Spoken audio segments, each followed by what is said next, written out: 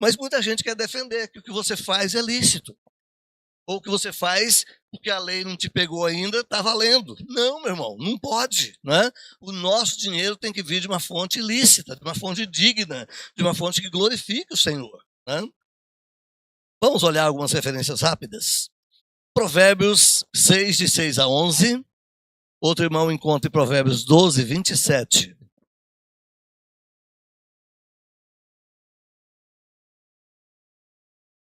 Provérbios 6, de 6 a 11. Qualquer irmão pode ler?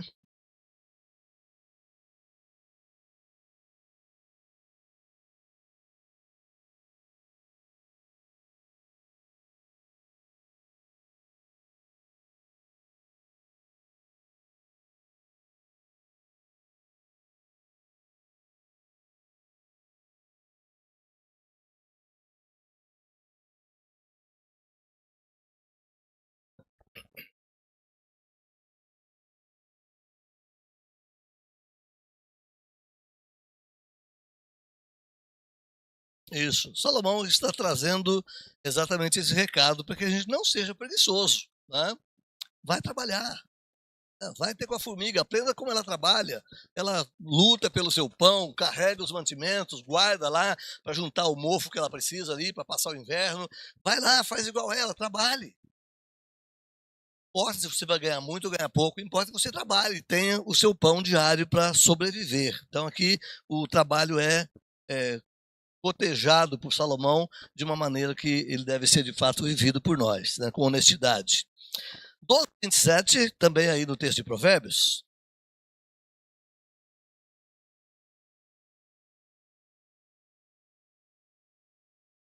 Olha só, o preguiçoso não vai assar a carne. Né? Já contaram aquela historieta pra gente que tinha um camarada que ele não gostava de trabalhar, de jeito nenhum. Só que, rapaz, você tem que trabalhar, moço, você tem que... Não, eu não trabalho não, eu ficava só encostado dependendo dos outros.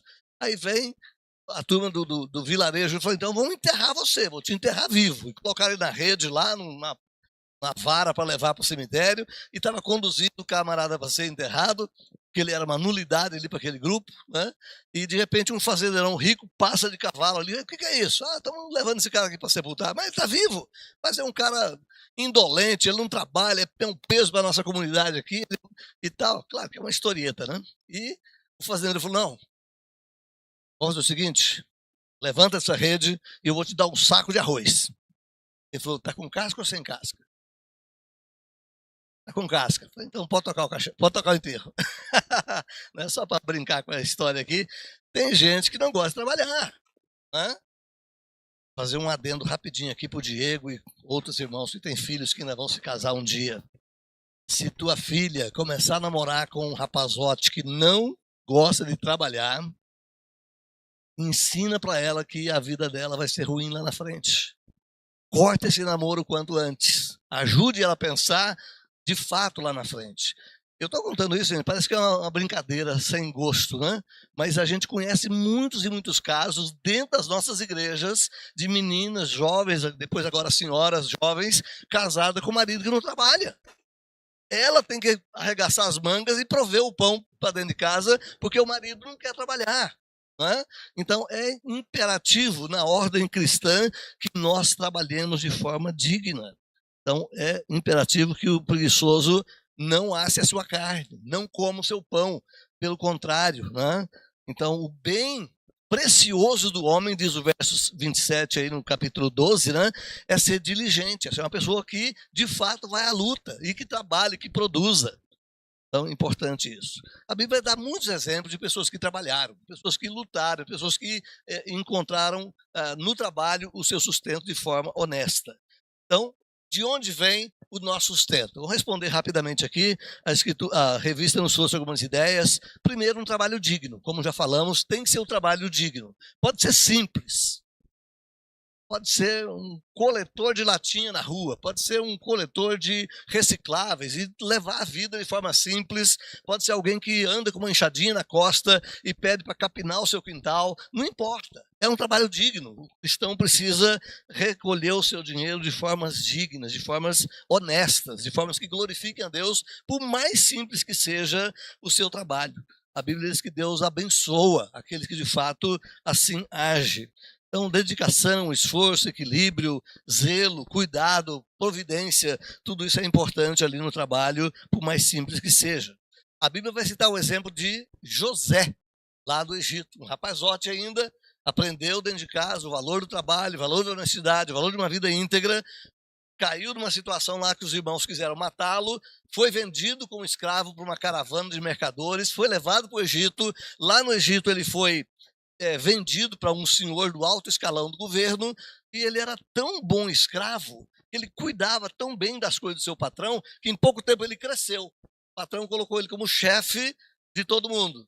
Você vai cuidar de todo mundo. Ele foi colocado como mordomo na casa de Potifar.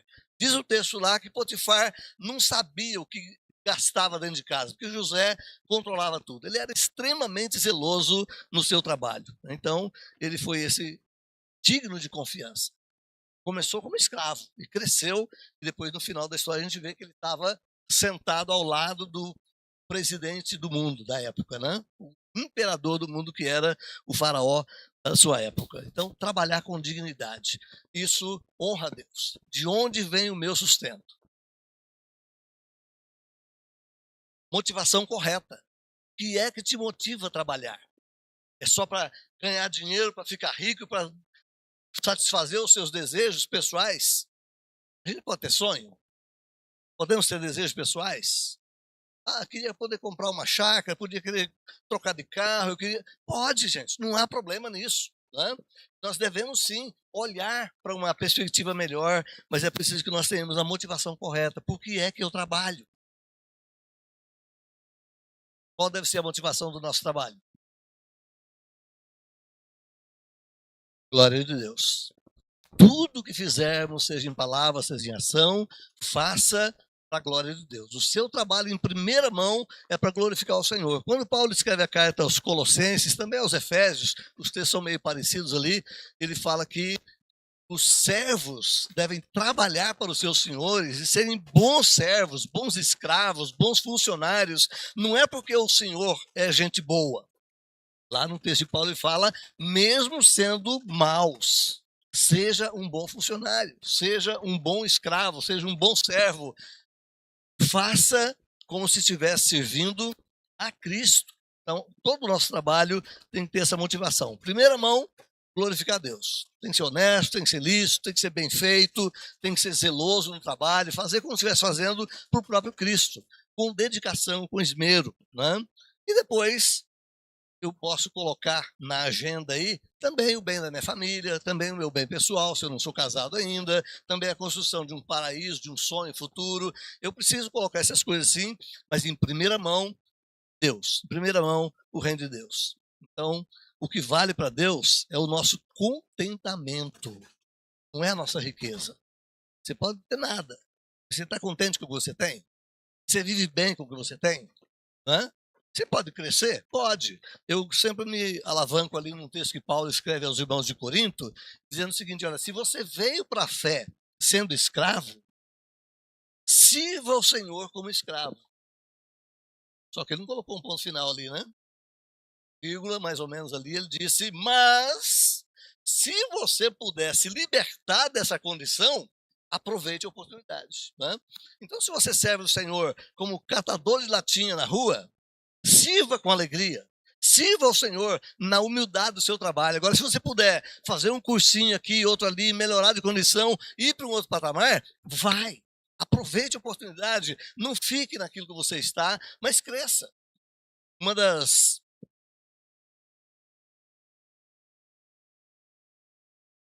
premissas do movimento reformado é o incentivo ao trabalho. Incentivo à atividade econômica. Incentivo à produtividade. Tem um livro escrito por André de Belair, da nossa editora presbiteriana. Esse André de Belair, só pelo nome, você já sabe que ele é um francês, né?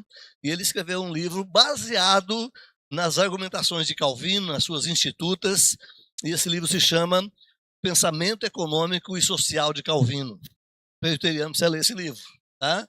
Quem nunca leu, precisa ler. Não é um livrinho fininho, é um livro mais ou menos denso, de umas 500 páginas, mas uma página por dia você lê ali em um ano, tranquilo, né? É um livro excelente para mostrar exatamente isso. Qual é o conceito de riqueza, de produtividade, de iniciativa, de produção que nós, como reformados, devemos ter? Tem um outro livro, escrito por um outro autor, também francês, que é um livretinho, assim, um opúsculozinho que você põe no bolso, dá para ler rapidinho. Ele se chama Do Futuro dos Povos Católicos.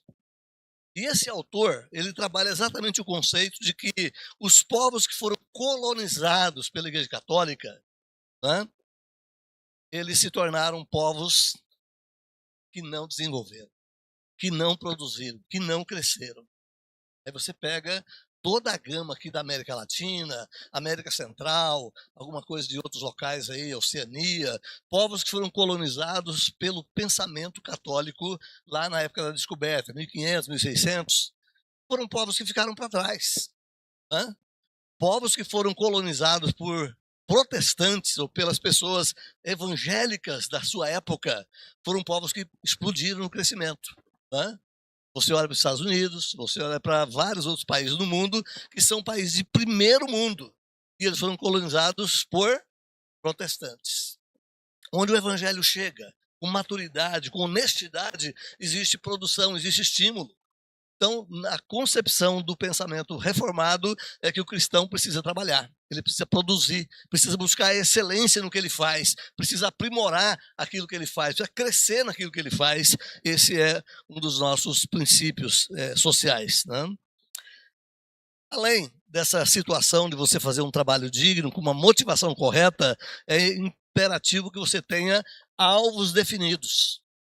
O que você pretende com o seu trabalho, né?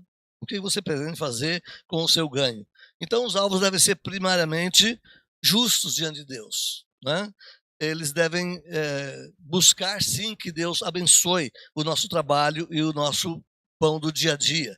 Precisamos pensar em dinheiro, sim, porque ninguém vive sem ele, né?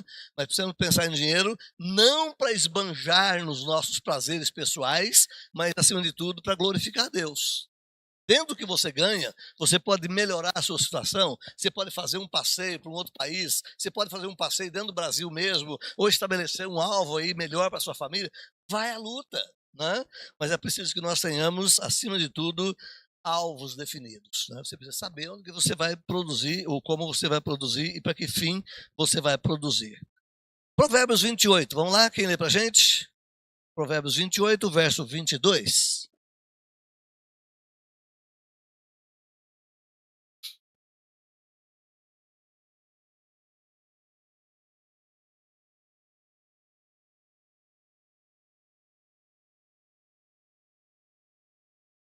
Isso, é aquele camarada que corre atrás do dinheiro pelo dinheiro, né? Não é uma pessoa que planejou, que tem bons princípios, bons valores, ele apenas quer ter, apenas quer alcançar coisas. É aquele indivíduo que vê o vizinho encostando o carrão do ano ali, e ele fala, não, eu quero um desse. Aí ele vai lá e vende o dele, entra numa dívida terrível para ter um carro para competir com o vizinho. Às vezes nem conhece o vizinho direito, mas ele quer competir com o vizinho que tem um carro melhor. Ou aquela senhora que vê uma bolsa bonitona na mão de uma amiga e simplesmente cobiça a ideia, eu quero uma dessa, né? E se empenhora nos cartões de crédito aí para poder conseguir ter algo para competir com a pessoa, né? Então tem muita gente que faz isso. Às vezes não só em coisas grandes como um carro, uma fazenda e coisas mais, mas depende de coisas tão pequenas. Só porque o outro tem, ele também quer ter. E às vezes não tem condições de possibilidade, mas ele quer ter. É o que o versículo 22 aí nos disse: aquele que tem olhos invejosos corre atrás da riqueza. Mas a que custo? Às vezes sacrificando a sua própria vida, sacrificando o seu nome, sacrificando o nome da igreja, sacrificando o bem da sua própria família e a honra de Cristo, né? Então, para nós cristãos, a gente tem que aprender a se contentar. Só um pouquinho, Robson. Paulo, né, escrevendo a Timóteo, ele vai dizer o seguinte, que tendo onde morar, o que comer, com o que se vestir, esteja contente. Você pode querer mais? Pode, mas você está podendo ter? Não. Então, segura a onda, né? Esteja contente com o que você tem. É a lei do contentamento, isso faz parte do princípio bíblico. Fala, Robson.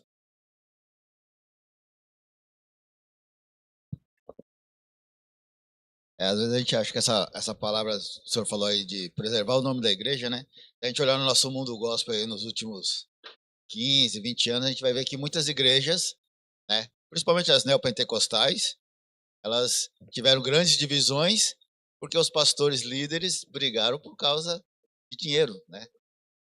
Você vê que até quem está lá na liderança, lá, pastor, que tem que ensinar, né, às vezes é seduzido pelo mundo de dinheiro ali, vamos colocar assim, que eles ganham, né? A igreja arrecada, e porque um ficou com uma fatia maior, eu separo, não concordo e abro minha igreja e vou ganhar meu dinheiro também, né? Não é só para nós como membros, né? Mas também acontece também lá em cima, lá com os grandes líderes, né, das igrejas, né? Tem visto muito escândalo financeiro envolvendo igrejas, envolvendo pastores, né? Se você for procurar na praça aí, fazer uma tarefinha de casa simples, né? Visite aí algumas imobiliárias, converse com os donos de imobiliárias e pergunte se em algum momento alguma igreja já deu calote no aluguel.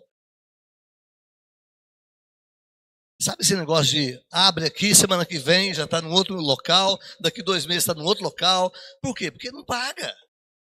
Né? Às vezes cria sonhos mirabolantes de uma coisa que não é capaz, que não existe. Infelizmente, o nome de Cristo tem sido achovalhado, né? Tem sido maltratado, mal visto, porque as próprias igrejas promovem isso, né? Pastores gananciosos, membros gananciosos, e essa motivação de ter, de possuir, vai para dentro das igrejas o tempo todo. Né? A Bíblia nos ensina, em primeira mão, ser, e depois ter. O ter, ele é circunstancial. O ser é imperativo. Você precisa ser, de fato, um seguidor de Jesus. Você precisa ser, de fato, um discípulo dele. Se você vai ter ou não, outros 500. A gente vive num país muito tranquilo, fartura, bonança, dinheiro, essa coisa toda, mas se você olhar ao redor do mundo, tem milhares e milhares de cristãos que apenas são cristãos. E são cristãos muito melhor do que a grande maioria dos cristãos brasileiros. Honram a Cristo, vivem por Ele, morrem por Ele, pregam o Evangelho em situações tão difíceis e não tem nada. Você já viu certamente aí pelos YouTube da vida, Instagram e coisa parecida, igrejas lá na África, onde é apenas uma cobertura de folha de coqueiro, quem sabe chovendo dentro, o banco é uma forquilha aqui, outra ali, uma vara de pau, o pessoal sentando de formas tão simples e tão deficientes, mas o louvor, a adoração, o ânimo por Jesus Cristo é intenso. Né? O importante é ser. O ter, se tiver. Quando você olha para a história da igreja, período das grandes perseguições, final do século I, segundo, começo do terceiro, você vai descobrir que milhares e milhares de cristãos perderam tudo. Mas eles eram cristãos íntegros, né, que morriam por causa de Jesus. Então, esse é um ponto que a gente não pode perder de vista. O cristão tem que sim buscar crescer, produzir, inovar, ter coisas para glorificar a Deus, para servir o Senhor, né? E não apenas para si mesmo. Lembra de Tiago 4,4? Isso é uma referência fácil de guardar, hein? Tiago 4,4. O que diz lá? Quem lembra? Então alguém lê para a gente. Vamos lá. O que diz Tiago 4,4?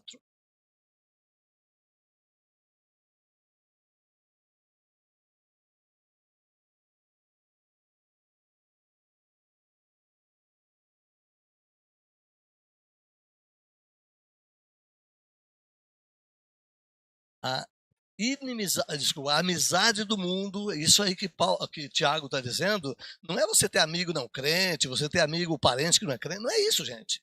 A amizade do mundo significa você estar envolvido no sistema dominante no mundo caído.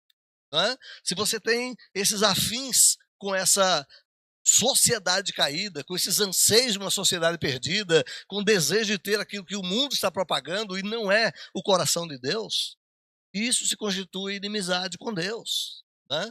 Então nós precisamos ter esse cuidado. Nesse mesmo capítulo, Tiago vai perguntar: vocês oram e pedem, e pedem, e pedem, e não tem nada. Por quê?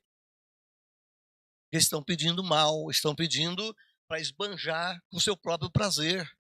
Não há problema em você fazer uma viagem, você ter um bem, você adquirir coisas, como já dissemos, mas Esse não pode ser o principal objetivo. O principal objetivo da nossa vida é glorificar a Deus, servir ao Senhor, honrar o seu nome. As demais coisas, como diz o texto de Jesus, vos serão acrescentadas. Busque em primeiro lugar o reino, viva de fato o reino de Deus e as demais coisas serão acrescentadas. Terceiro ponto, rapidinho terminando, como gastamos o dinheiro? É meu, eu gasto do jeito que eu quiser. Fui eu que trabalhei. É mais ou menos assim na cabeça de muita gente crente. Tá certo ou tá errado? Tá errado. Tá?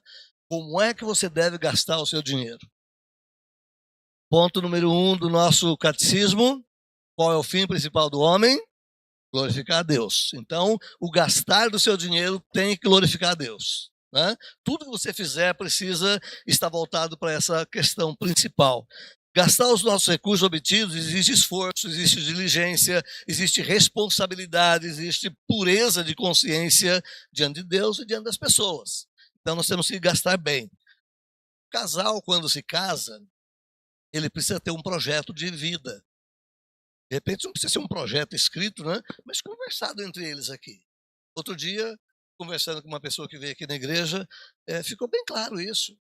Casou por uma situação ou outra, hoje está numa situação, uma pendenga terrível e não teve alvo nenhum para a vida. Né? E a vida está se desfacelando, o casamento indo embora, porque não teve o zelo de pensar. O que teria? Vão depender dos sogros porque casou? Não. Né? Quem casa... quer casa, né? Sai do seu sogro, sai da sua sogra, sai da casa dos seus pais. É por isso que o homem deixa pai e mãe e vai viver com a sua mulher. Nem que seja para morar numa taperinha, lá na beira do cerrado, né? Feita de pau a pique, é o que você pode? Então vai morar lá. Não vai depender do papai e da mamãe. Né? E essas situações todas estão cheias no nosso meio. Né? Então o casal precisa, em primeiro lugar, ter alvos. O casal precisa, em primeiro lugar, ter projeto de vida. Vai ser simples. Vamos começar do nada, mas olha, juntos podemos crescer, juntos podemos estabelecer algo melhor lá na frente. O casal tem que saber disso. Quando a gente casa, muitos casamentos hoje, o cara já quer ter carro, apartamento, não sei o quê, né? De repente, dá para ter tudo isso. Que seja um casamento simples, mas com pensamentos que ao longo do tempo o casal vai produzir. Né? Então os cônjuges devem andar de acordo, devem conversar a vida até mesmo antes do casamento e andar de acordo. Se um deles puxar para o outro lado, fala, peraí, o nosso acordo é esse. Vamos manter firme aqui, ao longo de, quem sabe, daqui 30 anos, a gente vai poder ter alguma coisa. Deixa eu falar mal do pastor aqui.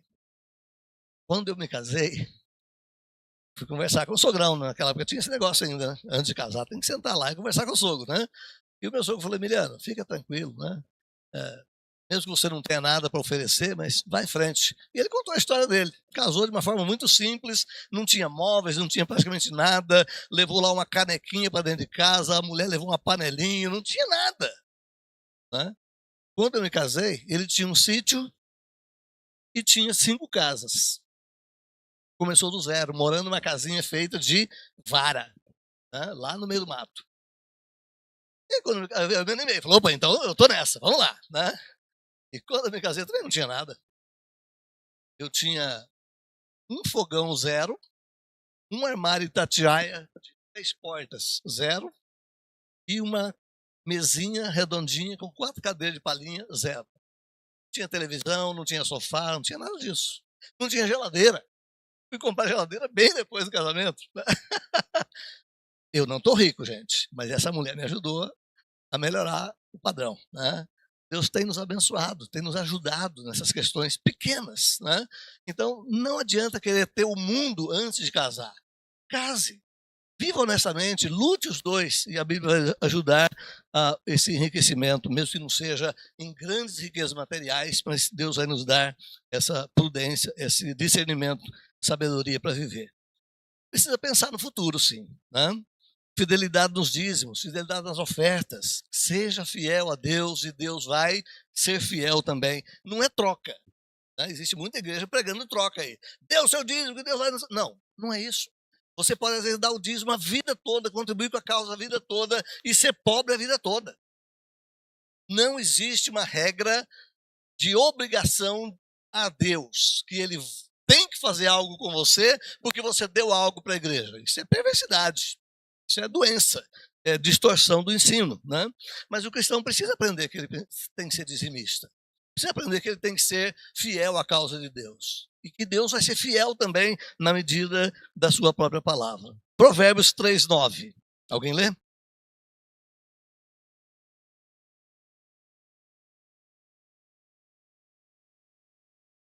Aí eles querem falar de cor.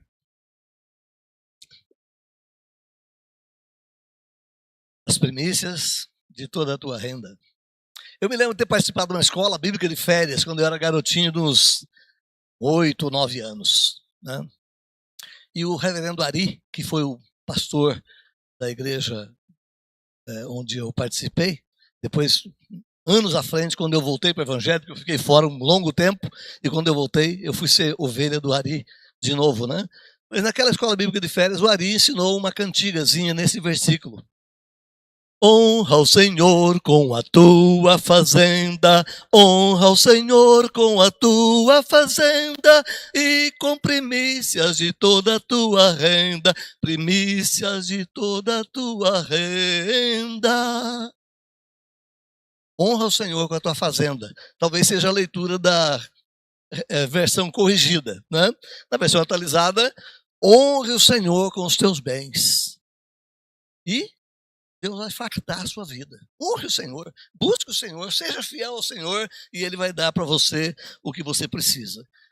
Um adendo de novo, não é uma troca. Deus não está obrigado a dar riqueza para ninguém. A maior riqueza que Deus já te deu, e não foi por obrigação, foi por amor e por graça, é a vida eterna em Cristo. Essa riqueza você já tem. O que você pode ter aqui na terra é passageiro, é volúvel e vai escapar em algum momento, né? Mas honre o Senhor e Deus vai abençoar a sua vida. Deus não tem a obrigação de dar, mas Ele tem graça para dar. Ele socorre os seus filhos e abençoa os seus filhos na medida que Ele quer, no momento que Ele quer. Existem crises financeiras dentro da família por causa da situação vigente hoje. Dificuldade de trabalho, salário achatado. A gente trabalha de 4 para quase 5 meses no Brasil para pagar imposto. Já imaginou? Pensa o quanto que você ganha. Se é 5, se é 10, se é 6, se é 4, não sei quanto você ganha por mês. Pense nesse valor em 5 meses. 5 meses ganhando 10 mil reais por mês, você está pagando 50 mil reais de imposto para o governo. Agora imagine se você tivesse esses 50 mil a mais na sua conta. Ia ser uma bênção, né? Você ia poder ter uma alimentação melhor, quem sabe um passeio diferente com a família, melhores condições de roupa, melhorar a sua casinha, ter um sonho melhor, não é verdade? Não significa que nós temos que nos rebelar contra o governo e não pagar imposto, até porque ele é implícito. Ele já vem descontado da fonte, né? Você compra gasolina, você já paga não sei quantos % de imposto. Você compra arroz com feijão, já vem o imposto embutido. Você está pagando imposto o tempo todo, né?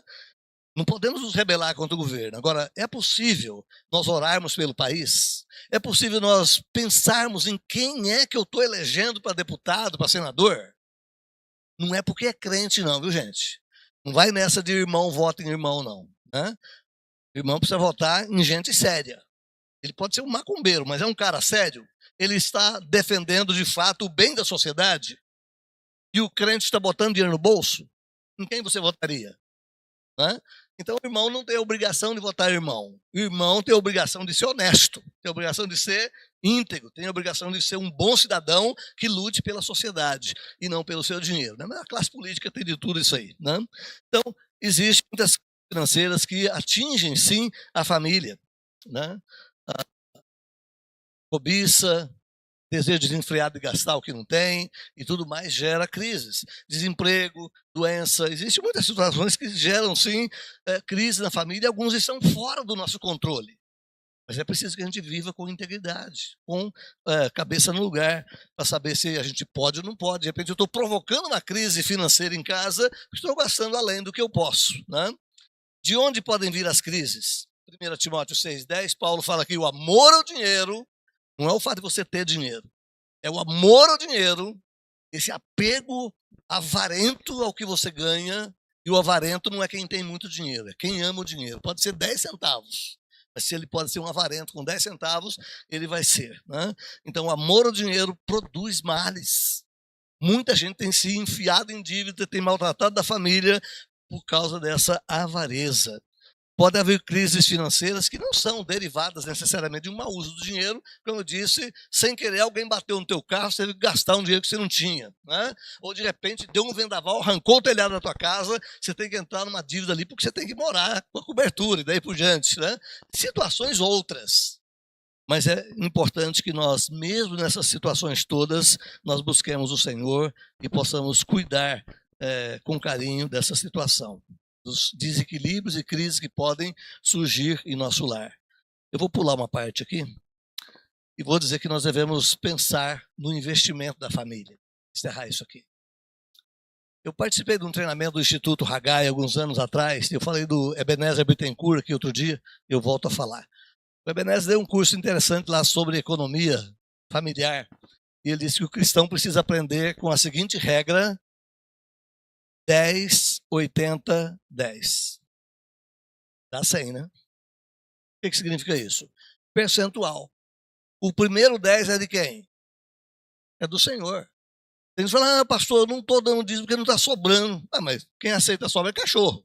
Né? Deus não quer sobra, Deus quer a primícia. Deu primeiro. Recebeu o X, o primeiro é de Deus. Os próximos 80 é com que você vai viver. Então se esforce para ficar dentro dessas 4 linhas do Bolsonaro aí, né? Para ficar dentro dessas 4 linhas dos 80. Gaste 80% do que você ganha. Com toda a sua situação, administre a sua vida nos 80%. E os outros 10, pastor? O pastor, brincadeira. Os outros 10, irmão, é para uma providência, uma previdência sua. Né? Faça uma aplicação, que seja R$50 por mês, que simbolize esse outro 10. Não importa, faça uma aplicação, põe na poupança. Toda vez que chegar R$1.000 na poupança, tira a poupança, porque a poupança não dá recurso bom. Né? Mas toda vez que atingir R$1.000, vai para o XP. Né? Não estou fazendo propaganda do XP aqui não. Né? Vai para qualquer plataforma de uma boa aplicação, põe lá. Né? Se você fizer isso, em 30 anos de serviço, você vai ter uma aposentadoria 10 vezes melhor do que o INSS te promete. Tá? Guardando um mísero R$100 por mês. Faça provisão para sua família. Né? Então tenha um planejamento familiar. Viva dentro do que você ganha. Não permita que a sua família consuma mais do que você ganha. Viva dentro. É 3 mil? É 3 mil, é o que eu tenho para viver. É 5 mil? Opa, é dentro dos 5 mil. Né? Mas muita gente ganha 5 e gasta 6. Aí empresta no banco, paga juro, paga não sei o quê e gasta mais. Gaste só o que você ganha. Gaste só 80. 10 é futuro e 10 é do Senhor.